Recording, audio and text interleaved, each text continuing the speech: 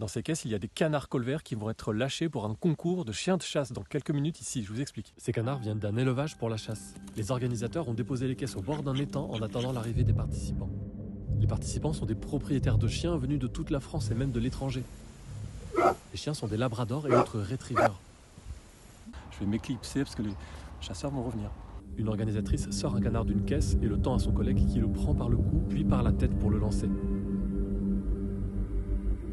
Le canard parvient à se maintenir sur l'eau et tente de s'éloigner. Un chien reçoit l'ordre d'aller attraper le canard qui est encore vivant après le tir et sera achevé en le tapant sur la caisse des canards vivants.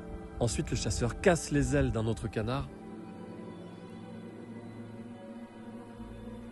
et le frotte à la végétation en le tenant par les ailes cassées pour imprégner l'odeur dans l'herbe à destination des chiens, puis lâche le canard qui parvient à se traîner jusqu'à l'eau.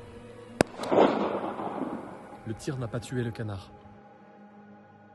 Les amis des chiens ont fait une bonne séance de tir, pas mal de canards tués, de canards blessés, mais finalement il semblerait qu'ils nous aient repérés, et en tout cas ils sont partis précipitamment en emportant leur caisse de canard, peut-être pour aller ailleurs, je ne sais pas. On a entendu parler d'écolos, ils n'ont pas l'air très tranquilles. Je suis en train de donner un coup de main à Bernard, on déménage l'anglaise et les flics arrivent là. On n'a pas vu de policiers, mais quoi qu'il en soit, ils ont quitté les lieux parce qu'en fait ils n'avaient pas le droit, je viens de l'apprendre, de chasser ici. Ils sont partis vers un autre petit étang dans les parages, donc on va essayer de les retrouver.